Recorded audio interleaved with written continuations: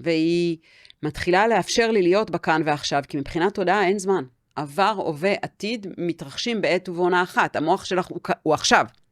התודעה שלך היא עכשיו. היא או מביאה זיכרון מהעבר, או מביאה דמיון מהעתיד. אבל זה הכל קורה כרגע. כשאני עוצמת עיניים ונזכרת או מדמיינת, זה מתרחש עכשיו בתוך המוח שלי. והגוף שלי מגיב כאילו זה קורה עכשיו, כי המוח לא באמת מבדיל בין מציאות לדמיון. סוכר זה הטעם בשפתיי. אז שלום לדוקטור מתי הרלב. היי, שלום. דוקטור למדעי המוח והקוגניציה, אם אני אומרת משהו לא נכון, תקני אותי בבקשה, מפתחת השפה למנהיגות תודעתית, וכותבת הספר החיים שאני, נכון? נכון. שכל כולו מנהיגות תודעתית. שכל כולו מנהיגות תודעתית, ואני רוצה לומר לך תודה שבאת והסכמת להגיע. אני ממש שמחה להיות פה איתכן. איזה כיף. רק מההתחלה שהתחלנו כזה, אמרתי, איזה כיף לי. איזה כיף. אז אנחנו הכרנו לפני כמה שנים, ובאמת בחוויה שלי המפגש איתך היה מאוד משמעותי ומשנה חיים. נכון, איך שהגינו את הפודקאסט, היא אומרת לי, מתי הרלב, את חייבת להכיר אותה, תעופי עליה. נכון, אני באמת מרגישה ככה, וחשבנו שאין אדם טוב יותר לדבר איתו על שבילי התודעה שלנו, והבחירות התודעתיות שאנחנו עושות לאורך החיים, גם במונחים של ריפוי, מאשר איתך. ואני יכולה לחבר את זה לשאלה הראשונה, ברשותך. בבקשה? מה זה מנהיגות תודעתית? ההגדרה הרשמית שלי למנהיגות תודעתית זה החופש והיכולת לחוות וליצור במודע ובמכוון את המציאות שאת רוצה. עכשיו אם להגיד את זה רגע מחוץ להגדרה אינטלקטואלית של הדבר הזה, בסוף זה מאוד בפשטות לחיות את החיים שאת רוצה. אין בן אדם, אין תודעה שלא מכירה את הפער בין הרצוי למצוי. זה נקודת פתיחה. וזו נקודת פתיחה מצוינת, דרך אגב, שרוב האנשים לא חושבים ככה, אבל על זה אולי נדבר בהמשך. עבור רוב האנשים הפער הזה הוא מאוד מתסכל, מפחיד, מעורר סטרס, ואז מופעלת התנגדות כלפי הפער הזה, ויש שם איזה סחרור שאנחנו נכנסות אליו, ואם נרחיב, כשנרחיב, נדבר על התודעה הריאקטיבית, ומערכת הפעלה אוטומטית, וההתניות שלנו, אבל כל עוד אנחנו בתוך ההתנגדות הזאת,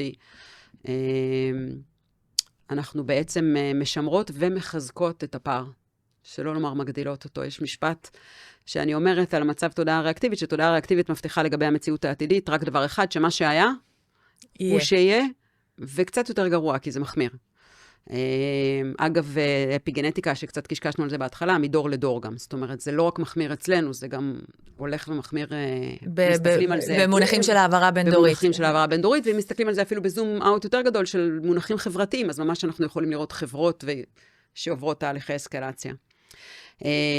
מנקודת מבט של מנהיגות תודעתית, הפער הזה הוא השער, והוא מרחב החיים והצמיחה, וזאת שפה שבעצם נותנת לך את החופש התודעתי ואת הכלים הפרקטיים ליצור את המציאות שאת רוצה. ובמקום שהפער יהיה משהו מאיים, הוא הופך להיות... כלי. לא. כן, כלי זה פשוט מילה קטנה, אני כזה... זה כמו, תחשבו שאת הצייר ואת עומדת מול קנבס והוא ריק. זה מרחב היצירה שלך, כאילו הפער הזה, אם הקנבס היה מלא... ככה הרגשתי היום שאני עומדת מול קנבס ריק.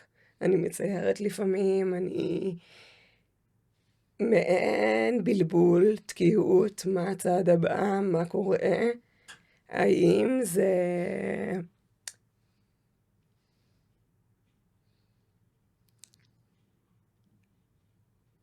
האם זה משהו שלא צריך לקבל ולהניח לו במרכאות, כאילו לעבוד בזה מאוד מלחיץ, מאוד מבלבל. לעבוד במה? במודעות? בדיוק. כן, תראי, לעבוד במודעות זה טריק של אגו, זה טריק של תודעה ריאקטיבית. אנשים שבהתחלה שפטו את עצמם לפי, לא יודעת, התארים שלהם, הכסף שלהם, הטייטל שלהם, לא משנה איזה פרמטר חיים, הם מתחילים עבודת מודעות, ואז הם מתחילים לשפוט את עצמם לפי מצב התודעה שלהם ורמת המודעות שלהם, זה פשוט כאילו האגו על הקומה, זו תודעה ריאקטיבית באותה מידה. פשוט שיניתי את הפרמטר מדידה שלי, אבל התודעה הריאקטיבית היא תודעה שעסוקה בהשוואות, היא עובדת מבחוץ פנימה, והיא עסוקה בלהקנות לעצמה את חוויית הערך והראויות דרך משהו, בסדר? פעם זה היה, לא יודעת, כמה תארים וכסף יש לי, והיום זה כמה אני רגועה ולא יודעת, מאוזנת, whatever, משהו. אבל המנגנון אותו מנגנון. קבלה היא אחד מהשערים בתוך מנהיגות תודעתית, כשאנחנו עושים את הטיול הזה של מעבר מתודעה ריאקטיבית, שהיא התודעה הישרדותית, האוטומטית, הלא מודעת, לתודעה אקטיבית, שהיא התודעה הבוחרת, לתודעה קריאטיבית, שהיא התודעה היוצרת. אנחנו עוברות דרך 4 שערים, וקבלה הוא שער מאוד מרכזי, ואני מניחה שבשיחה שלנו... קבלה של המציאות. קבלה נקודה. קבלה נקודה. יש שקוראים לזה קבלה רדיקלית, זה קבלה של המציאות, זה קבלה של מערכת ההפעלה שלי, זה קבלה של עצמי, זה קבלה של האחר. קבלה היא state of mind, היא attitude שהולך עם הדברים, ובעצם משחרר את ההתנגדות באופן מוחלט. זה מתחיל בלהכיר בדברים כפי שהם. לגמרי. אבל בסופו של דבר זה מאפשר לנו באמת להסיר שיפוטיות, שזו תרעלת רגשית הרסנית, שהאגו מחבב אותה מאוד. אני, עם הקול שלי, בדיוק עכשיו עשיתי על זה סרטון, שהבנתי כמה שאני לא מקבלת עדיין את הקול, שאני מעלה סרטונים עם מלא ערך ותוכן, ומנמיכה ועושה להם תרגום, כי עדיין קשה לי לשמוע את עצמי, כי אני עדיין מנגנת לעצמי איך אנשים שומעים אותי, איזה קול קטוע, איזה קול צרוד. הבנתי בחודשים האחרונים כמה אני עדיין לא מקבלת, אז איך אפשר לרפא אם את לא מקבלת נכון, אי אפשר. את הקול כמו שהוא זאת התשובה. ככה. קבלה היא הבסיס ליצירה, וריפוי מבחינתי זה כמו להגיד יצירה, בסדר? בסוף הרעיון של משהו מואר צומח, אני ניסחתי אותו ככה, אבל אני לא המצאתי אותו, לא המצאתי כלום, אני רק לקחתי תורות או רעיונות או שפה, נקרא לזה רוחנית לצורך העניין, ומתוך גם התובנות המדעיות שלי, אבל גם תהליכי הריפוי האישיים שלי, ניסחתי את זה באיזה אופן שהפך את זה למשהו מאוד מסודר ומובנה, כדי שאנשים שלא יודעת, זקוקים לסדר, לאיזה רגע לוגיקה אנליטית, תהיה להם כזה, אוקיי, כאילו, אבל לא המצאתי כלום, אבל יונג כבר אמר, whatever you resist persists.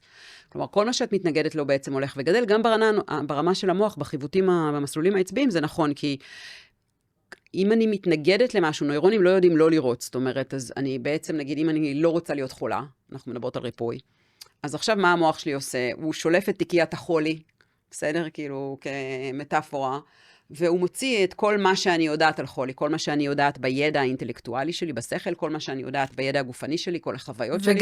וגם האמונות שגדלתי איתן לגבי חולי. אמונות, חוויות, כן. תחושות, רגשות, הבנות, כל האינפורמציה שמאורגנת, ועכשיו אני, בעצם כל הנוירונים שלי יורים חולי, ועכשיו אני מנסה להוציא את החולי, נכון? אז כאילו בינתיים אני חיזקתי את העקבה הנוירונלית של החולי, שזה הפוך ממה שאני רציתי לעשות. ובאמת, הרבה פעמים אנשים אומרים לי, רגע, אבל להגיד אני לא רוצה להיכשל, או אני מפחדת להיכשל, ולהגיד אני רוצה להצליח, זה לא סתם סמנטיקה. לא, זה לא סתם סמנטיקה. למילים שאנחנו בוחרות להשתמש בהם יש משמעות. זה יותר ממילים, כי המילים האלה הם קונסטרקטים ומסלולים עצביים. זאת אומרת, החוויה שצרובה בתוך הקונסטרקט, שנקרא כישלון או הצלחה, היא חוויה. כן, יש שם פיל אחר, יש שם זיכרון אחר, יש שם ידע אחר, יש שם מסלולים עצביים אחרים. ואז זה ממש ממש משנה. זה כאילו סמנטיקה בהתחלה, אבל בעצם זה בעל משמעות מאוד מאוד עמוקה. אז אני רוצה רגע לשאול אותך. כן. בעצם, את גורמת לי לשאול את עצמי, האם זה שאני מקליטה פודקאסט שמתעסק בצורה כל כך משמעותית בגן המסרטן הזה, במוטציה הגנטית הזאת ובסיכוי שקיים לחלות בסרטן כלשהו, בעצם המוח שלי משדר נוירונים של מחלה בגלל שאני עושה את זה, או שיש גם איזשהו אלמנט של המקום של הכוונה שממנו אני באה. רק הכוונה. רק הכוונה. קבלה היא הבסיס ליצירה, אומר שבעצם זה לא מה את עושה, it's not about the doing, זה ההוויה שפועלת את הפעולה. אם ההוויה שמקליטה את הפודקאסט היא הוויה שמכוונת ריפוי, והיא מתעסקת עם החולי מתוך תודעה, שאני אקרא לה תודעת קבלה, אהבה, חמלה, בסדר? סקרנות, מודעות, זאת אנרגיה שיש בה סקרנות. קבלה זו אנרגיה שיש בה אהבה. אחריות, שזה השער הראשון, אנחנו עשינו קצת בלגן, אבל אני אתחיל רגע, אז אני אעשה רגע סדר. אחריות זה השער הראשון במנהיגות תודעתית, זה שער שיש בו חיוניות ובעלות, בסדר? זו אנרגיה של חיים עם ownership. מודעות, יש שם... בדיוק דיברנו על זה. לקיחת אחריות. נכון. מודעות, יש שם אנרגיה של סקרנות, של חקירה, אבל נטולת שיפוטיות. קבלה, יש שם אנרגיה של אהבה, של עיניים טובות, של חמלה. ויצירה, כבר יש שם את החיבור גם לפעולה, כלומר, זה המקום שבו כל התשתית התודעתית הזאת, כבר יש שם נביאה, יש שם מין מעיין שנובע בעשייה. אז אם התודעה שמקליטה את הפודקאסט היא תודעה שעברה דרך השערים האלה, והכוונה שלה היא כוונת ריפוי, והיא חוקרת בסקרנות את מרחבי ההתנגדות והפחד שלה, כלומר, היא הפסיקה לפחד מהפחד עצמו. זה לא אומר שאין לי פחדים, אבל הפסקתי לפחד מהפחד. אז אני בעצם בתדר של אהבה כלפי הפחד שלי, וזה ברור שברמה האנושית להיות חולה, זה מפחיד. נקודה סוף, כאילו... הפסקתי לפחד מהפחד. כן, כאילו, אני חושבת שבן אדם שיגיד, אני לא מפחד לחלות, אני לא רוצה להגיד בנחרצות שהוא משקר, כי אולי יש מישהו כזה, אבל לחלות זה מפחיד. התודעה שלנו מפחדת ממחלות, היא מפחדת מכאב, היא מפחדת מסבל בעיקר. ובצדק, זאת אומרת, חלק מהמנגנונים שהגענו איתם לעולם הזה, שרוצים מאוד לשמור עלינו, נכון? ולעזור לנו לשרוד ולהתרבות בעולם, אלה בעצם המנגנונים שאת מדברת עליהם. זה המנגנונים האלה שמודדים סכנה, שבעצם... נכון, מערכת ההפעלה האוטומטית היא מערכת הישרדותית, היא מערכת הגנתית. תכליתה לעזור לנו לשרוד. מנהיגות תודעתית שואלת שאלה, כאילו בנקסט לבל, היא אומרת, אוקיי, לשרוד את תשרדי, גם אם לא תפגשי אותי, יש לך מערכת הפעלה, מגניב. אבל האם את מעוניינת ב-well-being, באיכות חיים שהיא מעבר להישרדות? האם את רוצה להיות היוצרת של החיים שלך? ובאיכות החיים הזאת, את רוצה לממש את הפוטנציאל שלך, את רוצה להרגיש התרחבות, את רוצה להרגיש אהבה, ואת רוצה שאיכות מערכות היחסים בחייך ישקפו את הרצונות שלך ולא רק את הפחדים שלך. לשרוד את תשרדי. הכל טוב. כן. אבל יצירה זה מעבר להישרדות. יכול להיות שפשוט רוב האנשים באמת נמצאים בשלב המאוד בסיסי הזה, שהם לא בטוחים או לא סומכים ביכולת שלהם לשרוד. פשוט לשרוד. אני לוקחת את זה עוד צעד אחורה, אני לא חושבת שרוב האנשים בכלל מודעים לזה שהם שורדים. שהם בהישרדות. שהם בהישרדות. גם נכון. זה רגעי התעוררות. ואת יודעת למה זה קשור? זה בדיוק קשור למילה הזאת שאת אמרת, ובצדק. נכון, את אמרת, ובצדק. יש במנהיגות תודעתית מושג שנקרא אשליית עוצמה. כשאני מדברת על המעבר בין מצבי התודעה והשערים, אני מדברת על המתחזים. דיברנו על המתחזה הזה של אני החלפתי את הפרמטר מדידה, האגו עלה קומה. יש עוד מתחזה שנקרא אשליית עוצמה, שהוא עסוק בעניין של להיות צודקת. אנחנו כל כך מכורים לאני צודקת ולזה נכון, שאנחנו מפספסים את זה שבאמת המרחבים הריאקטיביים, האוטומטיים, הלא מודעים שלנו, הם לא קשורים לצדק. זאת אומרת, יכול להיות שאת צודקת, אבל כשאנחנו ריאקטיביות, זה לא בגלל שאנחנו צודקות. זה בגלל שאנחנו מאוימות. ועכשיו, אם אנחנו מתחילות להבין את זה, ואנחנו מפתחות סקרנות, אז אפשר גם להתחיל לשים סימני שאלה, או אני קוראת לזה הרווח שבין ההוויה לבין החוויה. לשים מין רווח כזה שאומר, להיות חולה זה מפחיד, זה משפט. אוקיי. אם אני אחוזה במשפט הזה, כי אני בטוחה שאני צודקת, ואז אני בהזדהות מוחלטת איתו, ואז אין לי שום רווח, אז אני רק בתוך הפחד, ואני גם צודקת, אז הצדק כאילו, מדליק אותי, בדיוק, מפמפם אותי, שכאילו אני לא יכולה לשחרר את האמירה הזאת. אבל אם אני מבינה שכשאני ריאקטיבית, זה לא קשור להיותי צודקת, אני אולי צודקת, אני אולי טועה. אנחנו גם לפעמים טועות, נדיר, אבל זה קורה. אז אני יכולה רגע להתחיל לחקור בסקרנות ולהגיד, למה אני כועסת? למה אני כועסת? למה להיות חולה זה דבר מפחיד בעיניי? מה מפחיד בלהיות חולה? כי אני מתחילה לדבר עם הפחד, הפחד הוא חבר שלי. זה קצת כמו, דיברנו על זה בדרך לפה, שאמרתי לך, אני תמיד מנסה לקחת את הסיטואציה, של נגיד של מחשבות שמציקות לי בראש, או פחדים שאני מפחדת שיתממשו, אז בזמן האחרון, או כבר הרבה זמן, אני משתעשעת עם זה במובן הזה שאני אומרת, אוקיי, ואמרת לו את זה, והוא אמר לך את זה, ואז מה הדבר הכי קיצוני, הכי גרוע שיכול לקרות? מה זה הדבר הזה הכי גרוע שהתודעה שלך כל כך מנסה לשמור עלייך ממנו? שלא להגיד את זה, או להימנע מזה, או מה יקרה? אז זה באמת אחת הטכניקות שאנחנו... לא, את לא תמותי, ולא יקרה לך כלום, את תשרדי. זה בדיוק מה שאמרת, את תשרדי. נכון, אז זה באמת אחת הטכניקות שאנחנו עובדים איתן, זה ה-worst case scenario הזה, ואז מה יקרה? כן. ואז מה יקרה? כי הפחד הוא עושה לנו כזה בו, ואז אני נבלת. והולכת אחורה. ואז אני נסגרת ומתכווצת, ואני לא חוקרת בסקרנות. כשאני מתחילה להבין שהפחדים הם חברים שלי, הם חברים שהתכנסו כדי לשמור עליי, הם הבאדיגארדס שלי, אבל שהם מחזיקים בדעות קדומות. מה זה דעות קדומות? הרי מערכת ההפעלה שלנו, שבמוח זה ממש מסלולים עצביים, כן, החיוותים וההתניות, נוצרה בילדות שלנו. עשור וחצי ראשון. אז בעצם כשאני מוחזקת אני כלואה בתוך התודעה הריאקטיבית שלי, מדובר בילדה בת 4. עכשיו, האמונות של הילדה בת 4 הן תקפות לגיל 4. הן לא משרתות אותי יותר עכשיו. אולי או כן, שכן, אולי או שהן לא. כן משרתות אותי ואני לא רוצה. אבל לפחות עכשיו יש דיבור. כן. באה הילדה בת 4, עם הפחד, שזה בעצם התובנה שלה על העולם, מתוך החוויה שהיא נמצאת בגילה, ואומרת לי, תדעי לך שאם את תעשי ככה, תלכי ככה, תגידי ככה, לא תעשי, כן תעשי, אז יקרה היום ונורא. ואז כמו שאת אמרת, אני יכולה לדבר איתה, אני שואלת, אוקיי, תספרי לי מה יקרה. והיא תגיד לי מה היא מבחינתה, בתפיסה שלה, כן, הפחד, אותה ילדה בת 4 שמחזיקה את הפחד, ממה בעצם היא מפחדת. בחלק מהמקרים אני אגלה, אצל הרים כהרים, אני אגלה אולי זה יהיה לא נעים, בסדר, לא יודעת, כאילו, משהו לא טוב יקרה, אבל אני אשרוד, ואולי אני אפילו יותר מאשרוד. ככל שאני מתורגלת תודעתית, לא רק שאני מפסיקה לפחד מהפחד, אלא הפער הופך להיות שער במובן הזה, שיש לי כאן איזו הזדמנות לצמיחה, לשינוי, לריפוי, לחיוות מחדש של מערכת ההפעלה. יש לי כאן הזדמנות להעניק לאותה ילדה בת 4 חוויה מתקנת. יש משפט שאני מאוד אוהבת שאומר, לעולם לא מאוחר לחוות ילדות מאושרת. עכשיו, אני לא יכולה לשנות את הילדות שכבר קרתה לי, אבל אני יכולה לחוות מחדש את התודעה ביחס לאותה ילדות, וכשאני עושה חיוות מחדש, אני באמת משנה את המסלולים העצביים, ואת הזיכרון, ואת החוויה שצרובה לי בגוף. ואז כשאני אעשה ריוויזיטינג לילדה הזאת, זאת כבר ילדה אחרת מהילדה שעברה את מה שהיא עברה, שגרם לה כל כך לפחד. ואז העצות שלה כנראה יהיו אחרות. היא תרגיש אחרת, היא תעבור אינטגרציה לתוך האני הבוגרת. אגב, שער הקבלה הוא השער שמייצר אינטגרציה. כי כל עוד אנחנו במרחב הריאקטיבי, ואגב חולי, יש פיצולים. יש פיצולים, אין אליימנט בין החלקים השונים, לא של התודעה שלי, לא של הגילאים שלי, לא של הזהויות שלי.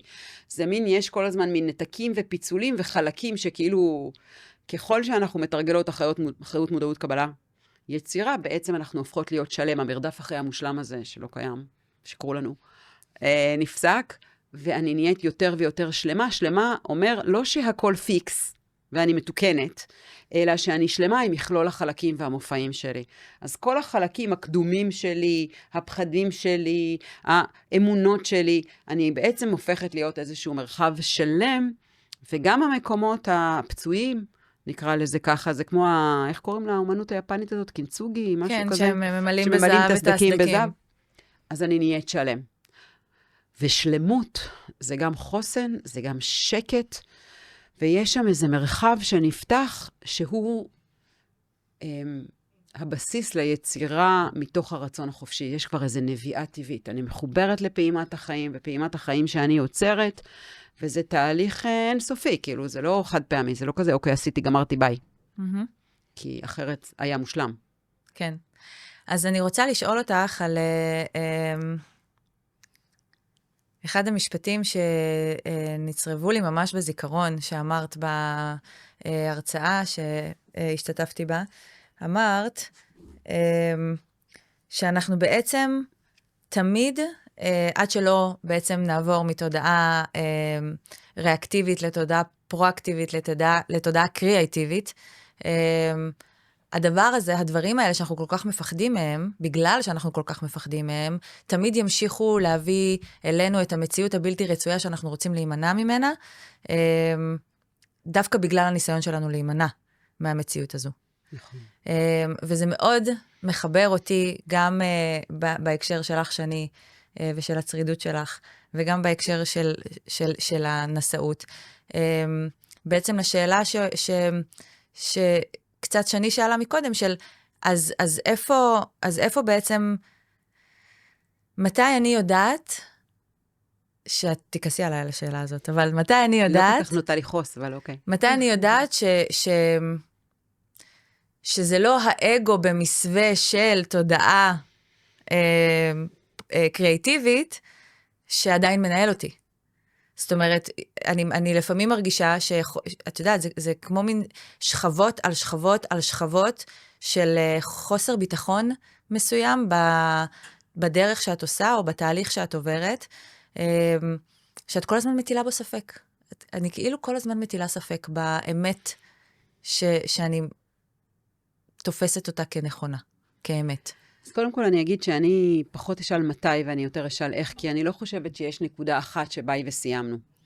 אני חושבת שכשאנחנו מתרגלות מנהיגות תודעתית ואנחנו לומדות להכיר מאוד מאוד טוב את מערכת ההפעלה שלנו, מה שמתחיל לקרות זה שאני מסוגלת לזהות את ההתניות שלי. אצלך חלק ממערכת ההפעלה היא הטלת ספק, הפחד לטעות.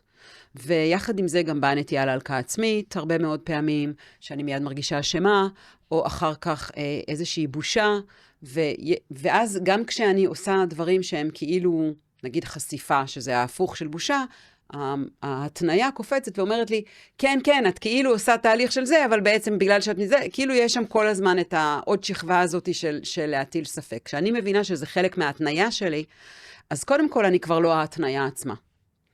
יש רווח. זה רווח ראשון. ורוב האנשים שאני מכירה, הם מתרגלים מודעות, אבל כשאני עושה איתם חקירה יותר מעמיקה, הם לא בהכרח מכירים את מערכת ההפעלה שלהם בצורה מספיק מדויקת. ולהיכרות הזאת יש משמעות אדירה, כי זה נותן לי חוויה של ביטחון. בכלל, המוח, את יודעת, מוכרות שווה מבחינת המוח, מבחינת המוח, אמון וביטחון. בסדר? כאילו, המוח מאמין למה שהוא מכיר. וכשהוא מכיר, הוא מרגיש יותר בטוח ורגוע, כי...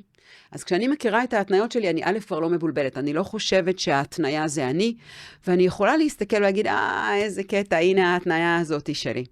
הנה ההרגל הזה שלי, האוטומט הזה שלי, לתקוף את עצמו. זה מיני מחלה אוטואימונית. אגב, אני מכירה אותה מהמערכת הפעלה שלי, היה לי מנגנונים מאוד דומים, של תמיד לחשוב שאני זו שטועה, בגלל שבתוך מערכת ההפעלה שלי, הטראומות ילדות שלי, חלקן קשורות להפתעה, ואז על זה היה את שכבת האיך לא ידעתי, ואז היה את הניסיון של התודעה שלי להשיג שליטה דרך מנגנונים של אשמה ובושה, של להגיד, אם לא הייתי פשע אז היית יודעת, שזה לא קשור, בכלל בשום צורה שהיא כאילו לא קשור, אבל התודעה הילדית חיפשה רגע משהו להאחז בו, והיא בנתה סיפור, שזה כמו דומינו כזה, זה השכבות האלה שאת אמרת שיש בו רצף, שאומר, אוקיי, הפתיעו אותך כי הייתי פשע, ואם לא הייתי פשע אז היית יודעת, ואז ההנחה היא שאת לא יודעת, כי את כן תפשע, כי עובדה שזה קרה לך, ואז את כל הזמן בודקת, מה אני לא יודעת, איפה טעיתי, מה עוד חסר לי, מה אני עוד לא מבינה, כי הפחד הוא בעצם פחד לפגוש את עצמי בתוך מציאות מפתיעה, שכאילו יכולתי להיערך אליה. ברגע שאני הבנתי וניסחתי לעצמי את השורש של הפחד, התחלתי לעבוד עם הפחד עצמו ולא עם כל השכבות העליונות. למשל, אוקיי, בוא נגיד שתמשיכי לטעות. זה כנראה יקרה. בוא נגיד שהמציאות תפתיע אותך. את תהיי בליינד סייד, בום, קרה משהו. האם יש הוכחות לזה שאת תצליחי להתמודד? ולא רק להתמודד, to thrive, כאילו לפרוח. כן, חד משמעית. ופתאום מה שתודעה קריאטיבית עושה, והנה הפער נהיה שער, היא אומרת, רגע, אולי זה לא כזה מפחיד, כמו שהחזקת כל השנים. ואז מקסימום תטעי. ואז כל העניין הזה של ההטלת ספק, ואז אני יכולה לראות את ההטלת ספק, להגיד, הנה חברה שלי, הנה כאילו הפחד הזה, הנה חבר שלי, הספק בא, אוקיי, בוא, כאילו שב, תשתה קפה, איזה קטע, כן, יכול להיות שאני טועה, כן, יכול להיות שאני אמצא את עצמי מופתעת, כן, יכול להיות שיהיה לי קשה, יכול להיות שאפילו יהיה לי קשה מאוד, אבל רגע, פתאום התחלתי ליצור שכבות חדשות לגמרי, מסלולים מצביעים חדשים לגמרי, חיווט מחדש, נרטיב חדש שאומר, לא משנה מה יקרה, אני סומכת עליי. אני סומכת על כוחות החיים שלי, אני סומכת על כוחות הריפוי שלי, אני סומכת על הדבר הזה שאותה מציאות קשה מאפשרת לי להיות יותר, להתרחב אפילו. אז אמרת שיש איזשהו תהליך של חקירה, נכון? נכון. איך נראה תהליך חקירה הזה בעצם? אדם שרוצה, אפילו נגיד דרך הספר, להתחיל להיכנס דרך השערים של התודעה. אגב, כל התהליך חקירה מפורט כאן בספר, ממש מדהים. כאילו... אז איך זה מתחיל? איזה שאלות לשאול? תהליך החקירה מתחיל בכלל בלזהות מתי אני במצב תודעה ריאקטיבי. מתי אני מקובצת, כועסת, לחוצה, מתוסכלת, מפחדת, מקנה. חסרת ביטחון. חסרת ביטחון. אני פתאום קלטתי כמה אני חסרת ביטחון לדבר עם אנשים, עם אמהות מהמסגרות, כאילו הבעיה היא יצרה לי מעין אזור נוחות, עם ענת, עם החברות ילדות שלי, עם המשפחה, עם מי שמכיר אותי, את הסיפור שלי, שגם כאן פירקתי, זה סיפור, זה לא הסיפור שלי, הרגשתי שזה יצר שם הזדהות, ופתאום הבנתי כמה פחדים והימנעויות מקיפים את הדבר הזה לאורך השנים, שמנעו ממני לדבר. מה את מפחדת שיקרה כשאנשים ישמעו אותך ככה? אנשים שהם לא מהקרובים, שמכירים את כל הסיפור, ואת האישה שאת, ואת כל האיכויות שלך מעבר לדבר. זה מישהו שסתם פתאום זה, והוא שומע אותך ככה. מה את מפחדת שיקרה? קודם כל, קצת מרתיע אותי, כל פעם השאלות, מה יש לך? אני חושבת שזה לא החיצוני אפילו, זה אני. יצא לי קול, לא יצא לי קול, אני אצליח לדבר, אני לא אצליח לדבר, אני אצליח להגיד את המספר הטלפון כשאני קונה בגד בחנות, או הבת שלי תשלים אותי. זה אני מול עצמי, כל היום ההתעסקות, אבל יצא אם קול, לא לא יצא תצליחי, קול. לא יצא קול. ואם לא יצא קול, אז מה? אז אני אהיה מתוסכלת. כי זה משהו שכולם מסביבי מדברים רגיל.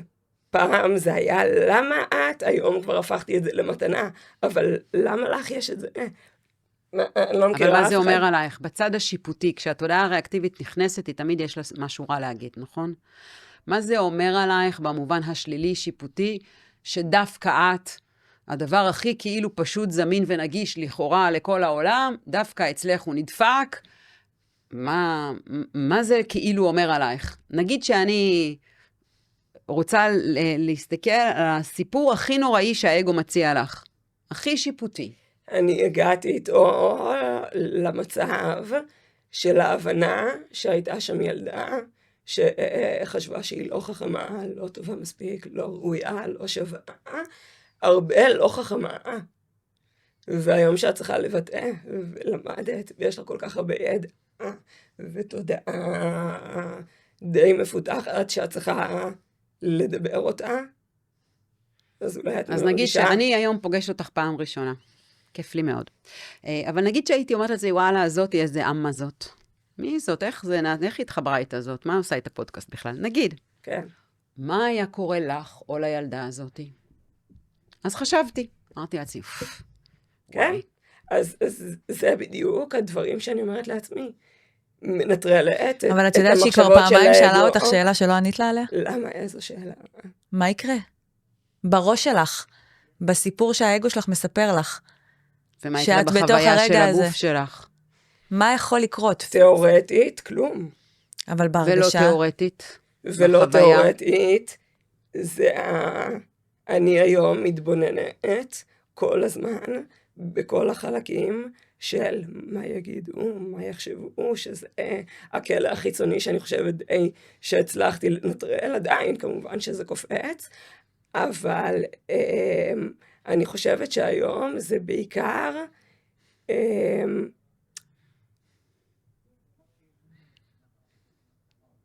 אני רוצה לדבר רגיל.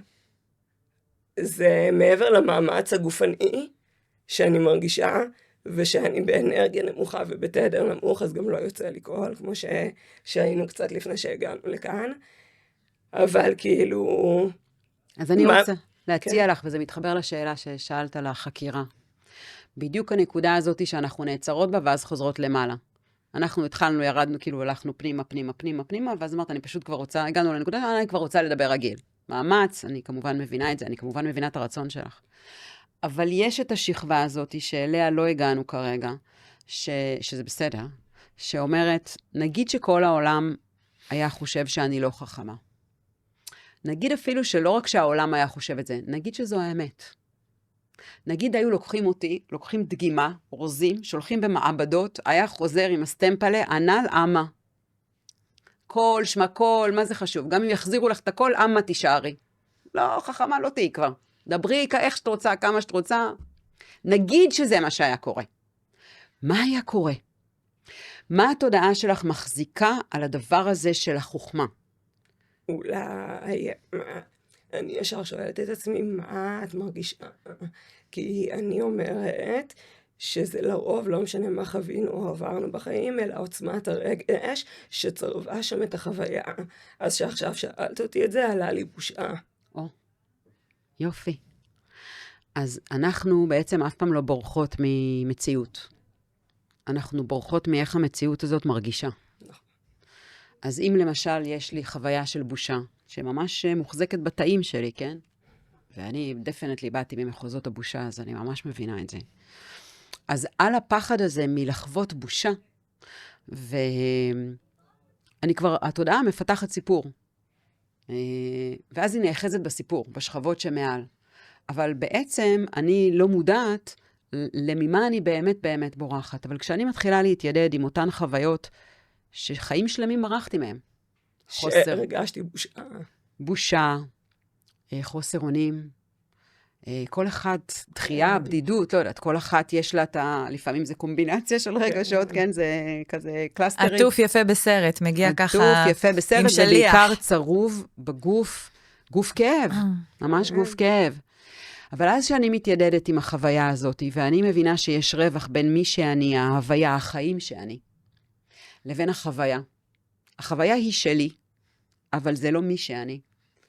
אני מפסיקה לפחד מלהרגיש בושה, ואני מתחילה לפתח את האפשרות העמוקה, לא רק הרעיונית, שאני אעמוד בחנות, אני אצטרך להגיד את הטלפון שלי, לא יצא לי קול, או יצא לי קול מקוטע, הבת שלי תשלים אותי, הבת שלי תתבייש, כלומר תהיה בושה לא רק אצלי. להפך, היא דווקא העפה על זה, אמא, אני אגיד את הטלפון. אוקיי, אז המצאתי סיפור, אבל נגיד, אני בכוונה מציעה סיפור אפילו נוראי.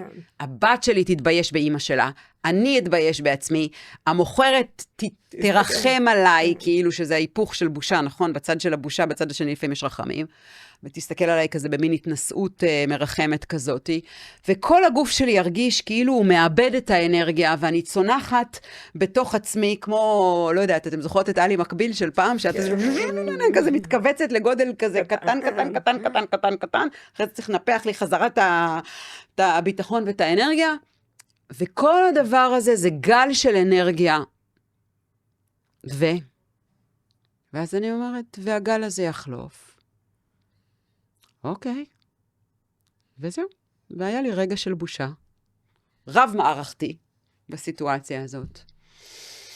ואני אנשום לתוכו. אגב, כשבאמת לומדים קבלה ולנשום ולעבוד גם עם הגוף וגם עם הרגשות וגם עם הנרטיב הפנימי, כל הגל הזה במוח לוקח לו 60-90 שניות. כשאנחנו בהתנגדות, אנחנו מגדילות אותו, ומעריכות אותו, ומגדילות אותו, ומעריכות אותו. ומזדהות איתו. ומזדהות איתו, וההזדהות, אין את הרווח הזה, אבל כשיש לי את הרווח בין ההוויה לבין החוויה, נעים? לא. אז אבל אבל אני יוצרת בדיוק בנקודה הזאת, מסיבה מסוימת, כי אני רוצה רגע לדבר על איזשהו נספח נוסף שיש לנו בסיפור הזה. כן. והנספח הזה הוא בעצם השאלה של מה משרת אותי. נכון? כי אם הבושה משרתת אותי, עודנה משרתת אותי, ואני עדיין לא יודעת להתבונן על זה ולהגיד, הבושה הזו משרתת אותי כי אני מרגישה שאני נעדרת הכלים, או שזה חוסך ממני התמודדויות מסוימות, אז התודעה הזו לא תשתנה לעולם, נכון? כן, כל זמן שזה עדיין משרת אותי. ואז ההתבוננות בעצם צריכה להיות על לא מה אני מרגישה או מה אני חובה, אלא למה זה משרת אותך עדיין, או האם זה משרת אותך. אני רוצה לעשות הפרדה שאני חושבת שתעזור להפיג חלק מהבלבול. אוקיי. בין זה משרת אותי לבין לזה שלתודעה באמת תמיד יש עיקרון הכוונה החיובית. כשאנחנו אומרות זה משרת אותי, יש לפעמים בלבול שהבושה טובה לי. הבושה לא טובה לי. נקודה. היא משרתת אותי במובן שהתודעה שלי מאמינה שבזכות הבושה, כלומר למנגנונים שיצרו את הבושה, או לנרטיב שמעל הבושה, על חוכמה, לא משנה, כל אחד והנרטיב של הדומינו הזה, התודעה מאמינה שזה משרת אותי במובן שזה מגן עליי. בסדר? אז במובן הזה זה משרת אותי, יש כאן עיקרון של כוונה חיובית. זאת אומרת, התודעה שלי מאמינה שאם אני אחווה בושה, אז אני אדאג להיות חכמה, ואז אני לא אדבר שטויות. בסדר?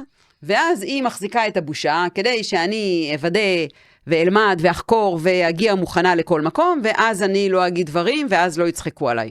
אבל זה סיפור שהתודעה שלי למדה לספר. כשאני מבינה את עיקרון הכוונה החיובית, אני מבינה את הרצף התודעתי שמחזיק את הבושה כחיונית, או כל אחת מהשכבות שאחרי. זה לא אומר שהבושה באמת משרתת אותי.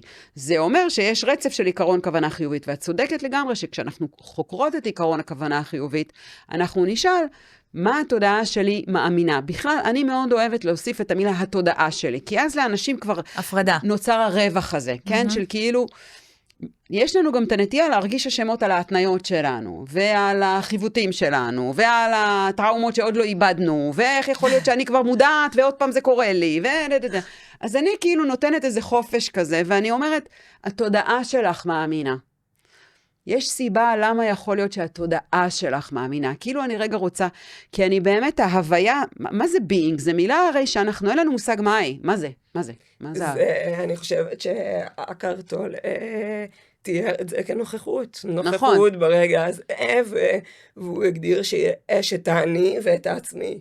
הוא הפריד בין האני לבין העצמי, ובעצם הוא מסביר גם בספרים שלו, איך אתה הופך להיות המתבונן בך, איך אתה הופך להיות המתבונן בתודעה שלך, באמונות שלך, בדפוסים שלך, בהתנהגויות שלך. אבל בפרקטיקה מה זה אומר? אז אני עכשיו להתבונן. יושבת ואני רוצה להיות בביינג, בסדר? ואני יוצאת את העיניים, ואני רוצה להיות בביינג, וכל מה שאני חושבת עליו זה המטלות שעדיין לא הספקתי לעשות, והילדים שלי, האם אני מגדלת אותם נכון או לא נכון. אז להזכיר לעצמך אולי. והעבודה, והלללה, כאילו... אז אולי להזכיר לעצמך, שבמרכאות זו לא האמת. כי הבינג שלך, הנוכחות שלך, זה מתי ושני כאן עכשיו. אנחנו כל הזמן מתעסקות על העתיד, על המטלות, מפחדים מהעבר, ממה שהיא...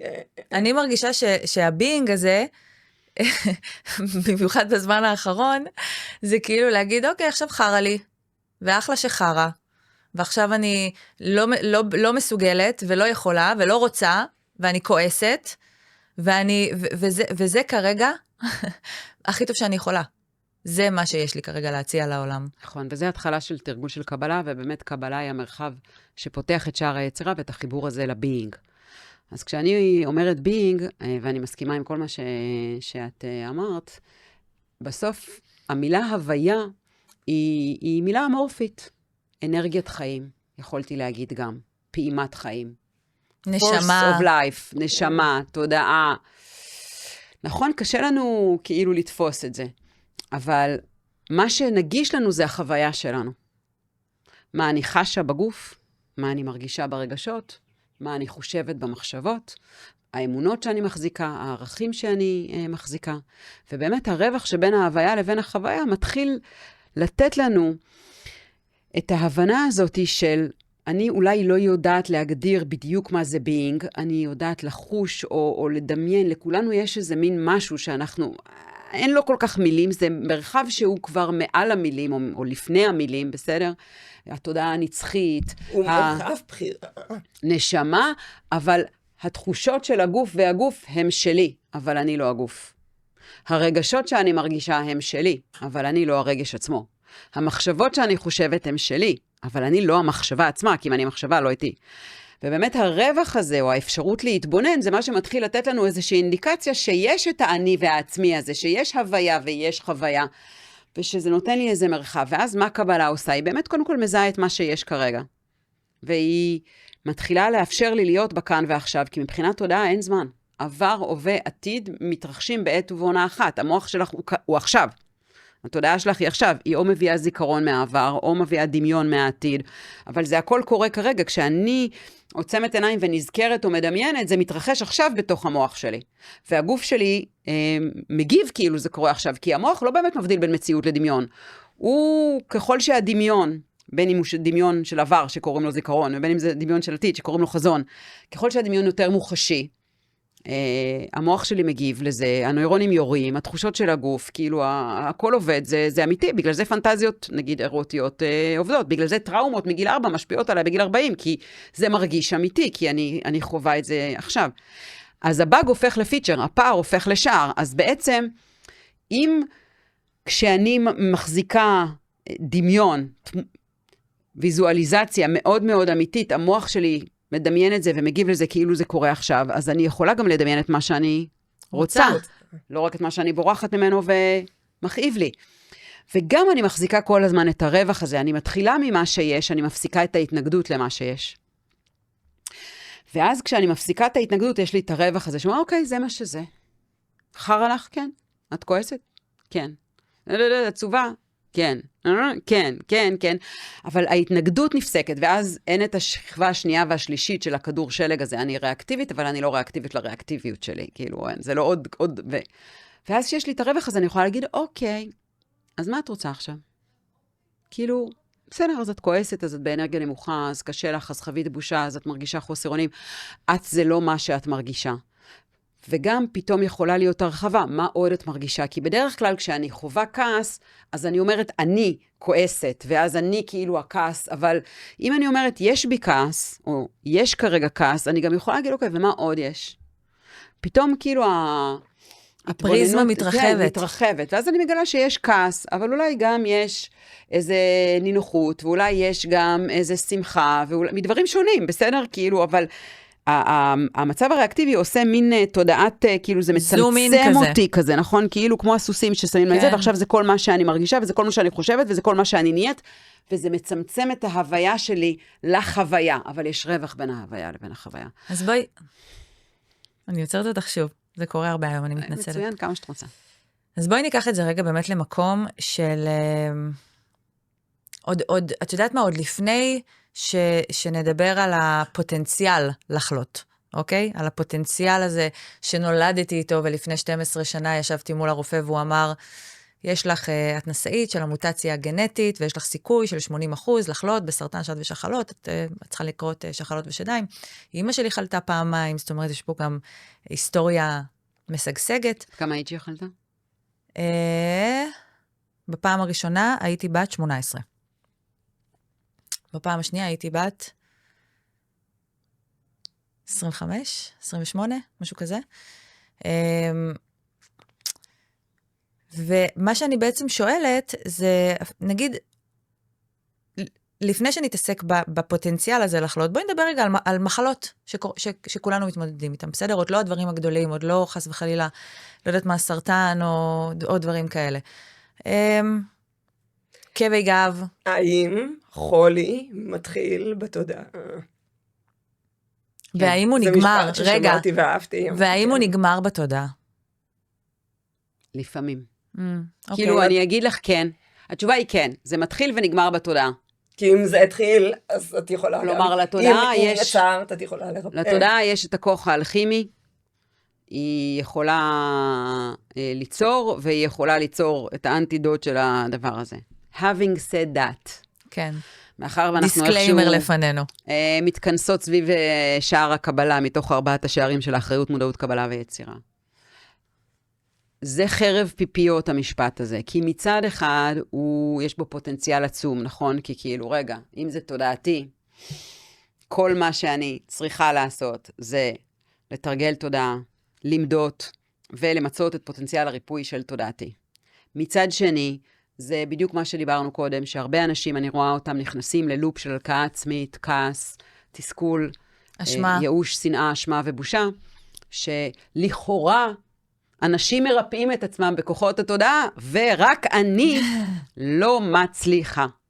אז אני רוצה רגע להגיד, התשובה הטהורה, בתוהר התודעתי, התשובה היא כן. And yet זה יותר מורכב מזה. בגלל שמי שמגיע מהמקומות הרוחניים לצורך העניין, מבין שלתודעה יש כוונה שהיא כוונה גדולה לפעמים לגבי מסע החיים שלה. ויש חוויות שהן חלק ממסע החיים, שזה כאילו לא משנה כמה אני אתרגל את התודעה שלי, אני לא ארפא אותם או אמנע אותם, לא כי אני נכשלתי או לא הצלחתי, אלא כי אני בדיוק הצלחתי לחוות את מה שהתודעה שלי רצתה לחוות. בהבנה התודעתית, אני אקרא לזה רוחנית של זה, יש תשוקה אחת שמשותפת לכל בני האנוש או לכל התודעות. וזאת התשוקה to expand. זה בעצם הפיזיקה של החיים. היקום מתרחב כל הזמן. תודעה היא חלק מהיוניברס, וכמו שהיקום ברמה הפיזיקלית שלו מתרחב, גם לתודעה כחלק מהיוניברס, יש את השאיפה האינרנטית להתרחב כל הזמן. הדרך האנושית לחוות התרחבות תמידית היא דרך experience, דרך חוויה. אז מנקודת מבט נטולת שיפוטיות של אותה הוויה נוכחת נצחית, לסוג החוויה שאני חווה אין שום משמעות. אם אני בריאה או חולה, ענייה או עשירה, אני הקורבן או המקרבן, אני למעלה או למטה, אני בגאות או אני בשפל, אני בעוני או באושר, אין לזה שום משמעות שיפוטית. כל אחת מהחוויות האלה זה איזה נקודה על ה-360 אינסופי של חוויות, וכל חוויה מאפשרת לתודעה שלי לחוות התרחבות.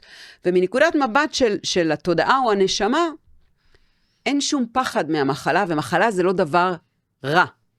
בתוך העולם האנושי שמפחד ממחלות, העולם האנושי אמר, אז התודעה תרפא, אז בוא נלך לעולם התודעה, כדי שאני אוכל למגר, אבל אפשר היה ללכת צעד אחד להגיד, למה בכלל, למה? מה המוטיבציה?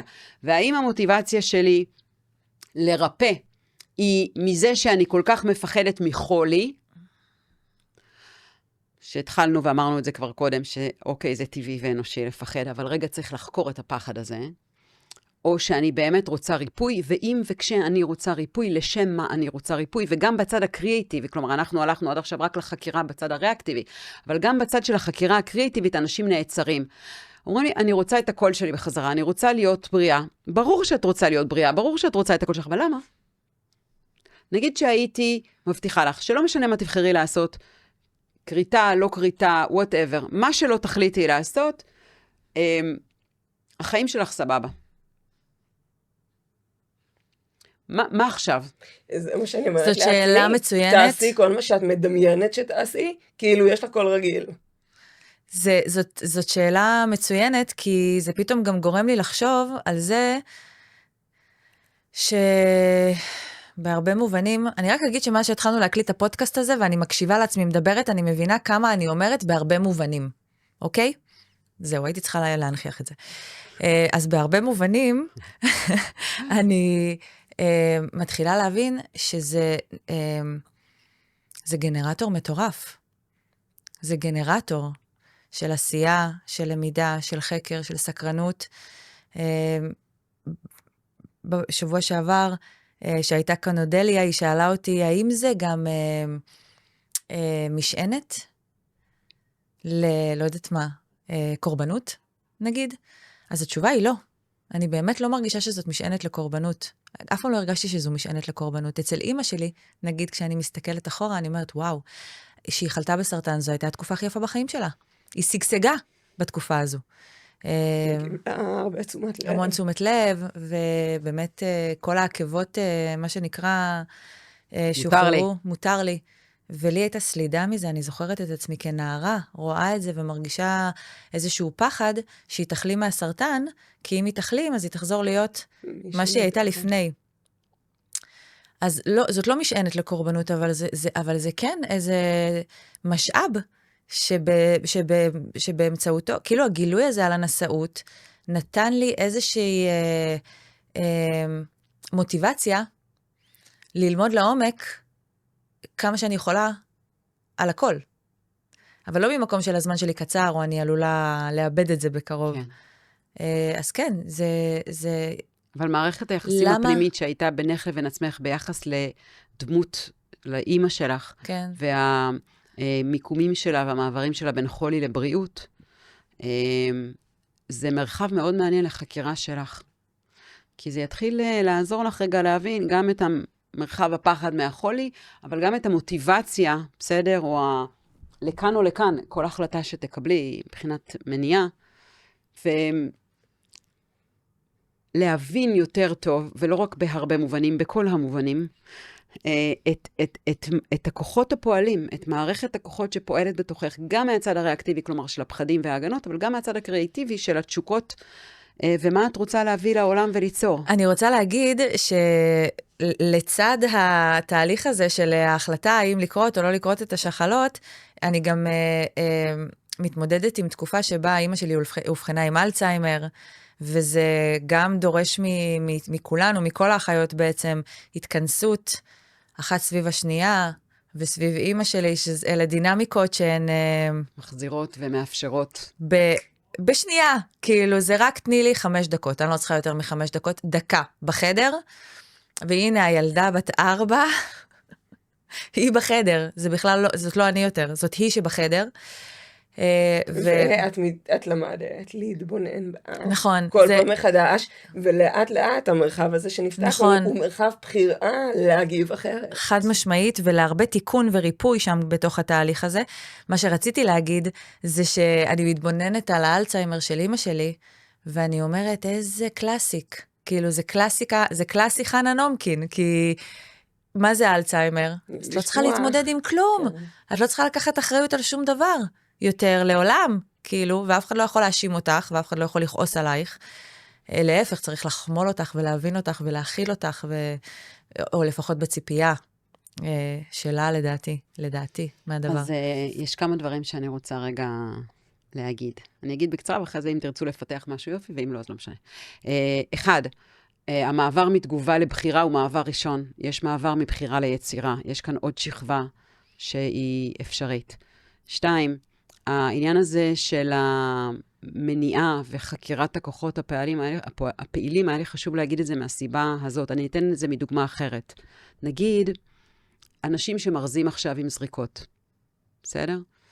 יש אנשים שמתייחסים לזה כאל, זה לא חוכמה. כאילו, אם את לא רזית באמת בכוחות עצמך, כאילו, בכוחות תודעתך, בכוחות... כוח רצונך. כוח רצונך. כן. אז... ואני אומרת, למה בעצם? מה זה משנה? מה זה משנה? למה לקחת אקמול לכאב ראש, נגיד, בסדר?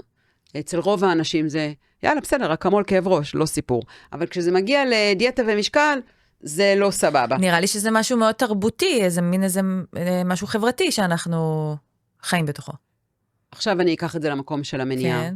של נשים, אני לא מדברת עלייך, כי אני לא עד הסוף מן הסתם מכירה את מערכת ההפעלה שלך, אבל יצא לי לפגוש נשים במקרה של הגן הזה, כן, אבל זה יכול להיות גם אצל גברים בדברים אחרים, שבגלל ה-new ageיות ועוצמת השיווק של התודעה ופוטנציאל, וכאילו זה הופך את האנשים המחוברים, התודעתיים, למין סופר-יומנס כאלה, נכון? כאילו זה הפך להיות השאיפה. אז הם לא יעשו פרוצדורה, או הם לא יעשו מהלך, כדי להוכיח לעצמי שאני יכולה להימנע מההימנעות, דרך הכוחות של התודעה שלי, ואז אני נהייתי הסופר-יומן, סופר-וומן הזאת. כאילו מין איזה פנטזיה כזאת, אני מחברת את זה רגע אליי, מין איזה פנטזיה כזאת, שכשאני אהיה על ערש דווי, בכלל מתאונת דרכים, לצורך העניין, טפו טפו טפו, אני אגיד, אבל לפחות לא חליתי בסרטן. אבל אני לא עשיתי את הניתוח, והנה. ונשארתי בריאה. כן. וזה הוכחה, אז זה, שוב, כמו שהתחלנו, זה אותו דבר, זה אותה גברת בשינוי אדרת, רק מהכיוון הזה. כן. ולכן חקר הכוחות, לעשות סדר בצורה מאוד מדויקת, הוא משמעותי. כי שוב, זה לא מה ההחלטה שאני מקבלת, אלא מי התודעה שמחליטה, מי התודעה שפועלת. מה מניע אותה? והאם היא משתמשת אני הלכתי למרחבי התודעה כאיזושהי סוג של הוכחה, ששוב מקנה לי חוויית ערך. זה בדיוק מה שדיברת עליו בהתחלה, האגו שמתלבש על תהליכים תודעתיים כביכול, במקום על כסף, הצלחה, קריירה, עושר וכדומה, כדי to make a point. נכון. ש-nobody cares about. ואם יש לי בתוך מערכת ההפעלה שלי, כמו שאולי יכול להיות, שקיימת אפשרות, שיש... איזה עדינה, מה זה? מתי, אולי במקרה אם... שהתפתחה אצלי התניה של אובר אחריות. אוקיי. כדי לוודא שיש לי לגיטימציה אמיתית. נגיד, כי ראיתי דמות אם, שאוספת לגיטימציה מכל מיני מקומות שהם דרך הסרת אחריות, ואז אני, כדי לוודא שאני לא נהיה את הדבר הזה, אמרתי, אצלי זה לא יקרה, ואני תמיד אעשה את כל העבודה עד הסוף, ואני תמיד אהיה אחראית, ואני תמיד אוודא ואז גם ההטלת ספק, זה מנגנון בקרה, נכון? שנועד לוודא שאני לא יוצאת מהקווים, ואני לא חלילה מסירה אחריות, ואני לא נהיה את הדבר הזה, ההוא, שסלדתי ממנו. חס ושלום. חס ושלום. זה כאילו הפוך על הפוך. נכון. מה שזה אומר, זה שבתוך מערכת ההפעלה שלי, יש מנגנונים שמונעים ממני לגיטימציה. לגיטימציה מאוד פשוטה, פשוט להיות ולעשות מה שאני רוצה להיות ולעשות. ומערבבים לי שם כל מיני מושגים שאני קראתי להם אחריות, אבל הם בעצם משהו אחר לגמרי. ואני מפחדת מכל מיני דברים שאני לא עד הסוף הגדרתי אותם לעצמי, ואז אני מתבלבלת לגבי המניעים שלי, לדוגמה. אז אני רגע, לא נשאר לנו הרבה זמן, זה מבאס אותי נורא, אבל אני חייבת לשאול בהקשר הזה. האם את מאמינה, וזאת השאלה שרציתי לשאול מקודם, והגענו לפני זה לחולי, האם את מאמינה שדרך תודעה אפשר ממש, ואת גם דוקטור למדעי מוח וקוגניציה, אז בטח יש לך גם אולי איזו אחזות מדעית בשאלה הזו, שאפשר לשנות גנטיקה? כן. דרך תודעה? אפיגנטיקה, תראי. כן. גנטיקה זה פוטנציאל. הנה, את מדברת, יש X אחוז פוטנציאל. אבל אנחנו יודעות שיש נשים שהן נשאיות והן לא יהיו חולות לעולם. 30% מהן. יפה. והפוטנציאל הוא פוטנציאל. מה קובע את התנאים שבהם פוטנציאל מתממש או לא מתממש? קשור, אני לא אגיד רק, אבל באופן מירבי, לתנאים, וכשאנחנו מדברות על תנאים, אנחנו מדברות גם על תנאים סביבתיים, אבל תנאים סביבתיים הם גם אלה שמעצבים ומכוותים את התודעה שלנו, כלומר למערכת ההפעלה שלנו, החיוותים והתנאות והאופן שבו כל המרחב הזה עובד. בגלל זה באמת לתודעה, כששאלתם האם תודעה יוצרת מחלה וגם יכולה לרפא, התשובה היא כן, כן. אין דיאטה, היה לי חשוב לשים את הכוכבית הזאת, כי יותר מדי תודעות משתמשות בהבנה הזאת כמנגנון הלקאה ואשמה, של כאילו, אני אמורה להיות מסוגלת, שנייה, וואו, רגע, וואו, קבלה היא הבסיס ליצירה. שום מהלך שאתם תעשו מתוך התנגדות או צורך למשוך ערך מבחוץ פנימה, או להוכיח שאתן לא יוביל למקום של הרצון החופשי, אלא לשחזור של הפחדים שלנו וכל מה שאנחנו מנסות להדוף. אז בתוך המרחב שאיכשהו נוצר כאן היום, בחיבור הספונטני שלנו, אז שער הקבלה ככה קיבל את... ממש, ואני מרגישה שכמה משפטים האחרונים זה עבורי, כי תפסיקי לרדוף אחרי הריפוי הזה. פשוט תקבלי, וזהו. ותדברי, ככה. פשוט תגידי, צרודה, יצא לך, לא יצא לך. פשוט תהיי. אז שאלה אחת,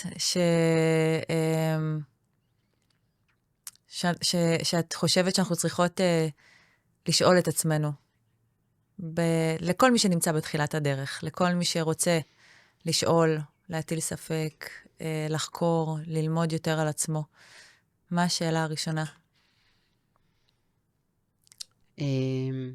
האם אני באמת יודע מה אני רוצה? ההגדרה שממנה התחלנו את הפרק, חופש והיכולת לחוות וליצור במודע ובמכוון את המציאות הרצויה, ההגדרה מסתיימת בהמציאות הרצויה. והרבה אנשים הם אומרים כן, כן, כאילו מציאות הרצויה, אבל כשאני מעניקה לתודעות total freedom במובן המחשבתי, שאני באמת משחררת אותם מאילוצים וממגבלות, אם הכל באמת אפשרי, יש לך תמיכה וגיבוי לכל דבר, יש לך את כל המשאבים להכל, איזה משאבים שאת רוצה, הכל אפשרי. ורק תגידי לי מה את רוצה. הרבה מאוד תודעות, למעלה מ-80% נתקעות. הן לא יודעות מה הן רוצות. רוב התודעות יודעות ממה הן מפחדות ומה הן לא רוצות ומה הן דואגות וממה הן חוששות וכל מה לא. וגם אלה שיודעות מה כן, יודעות מה הן רוצות בתוך מה שהן מאמינות שאפשר. כלומר, הן יודעות מה אפשר, לא מה אני רוצה. ואז אנחנו חיות בתוך המסגרת של האילוצים שהתודעה שלי מחזיקה, כי הרי מאיפה אני יודעת מה האפשרויות? מתוך מה שאני כבר מכירה, מאיפה אני מכירה? מהעבר שלי. אז כאילו אני כבר בכן, אני כבר לא בריאקטיבי, אלא באקטיבי, אני כבר לא הודפת, אלא אני מקדמת, וזה המעבר ממגיבה לבוחרת. אבל הנה הקפיצה בין הבחירה ליצירה. אם יש לך את ה-total freedom ואת החופש המוחלט, מה את באמת באמת רוצה. ושם מתגלה עולם מפחיד. קודם כל בכלל קסום להבין ופלאי. מה את להבין מה את רוצה. כן. זה מזכיר לי את הסרט הזה עם ריין גוסלינג, ואיך קוראים לה? ריצ'ל מקאדמס, שהוא אומר לה, what do you want? מה את רוצה? כן, ומה אפשר, או אני חושבת שאפשר, ורוצה מתוך מה שאני חושבת שאפשר, וסביר להניח שכנראה ריאלי לצפות ולקבל, זה לא כמו מה אני רוצה. כמו אמרנו, אל תפחדו מהפחד, אל תפחדו מהפנטזיה, אל תפחדו מהדמיון. לכו עם זה רגע. כי גם אומרים שאם את יכולה לדמיין את זה, זה נמצא במרחב שמואר הקוונטי, צומח. זה של... נכון. מה שמואר צומח. כן. כן, מהמם. מתי, מה נגיד וואו, ומה נאמר? כן. איך קיבלת עוד מתקדמים שעה, מכאן? תפעילי בא שם להיות את ה-60. 5 שעות. תפעילי שם את ה-60. בא להיות, אז תגידי לנו, בא לנו עוד 5 שעות. איפה אנחנו יכולות לקבל איתך עוד 5 שעות? יש ספר, יש פודקאסט, יש תוכנית טלוויזיה, יש קורסים דיגיטליים, יש סדנאות, יש ריטריטים. תיכנסו לאתר שלי, אני אתן לכם, תצרפו את הלינק, ושם אפשר הכל. ותזמינו אותי שוב, אז יהיו לנו עוד שעות ביחד. מתי הרלב, תודה שבאת. תודה לכן, איזה כיף היה.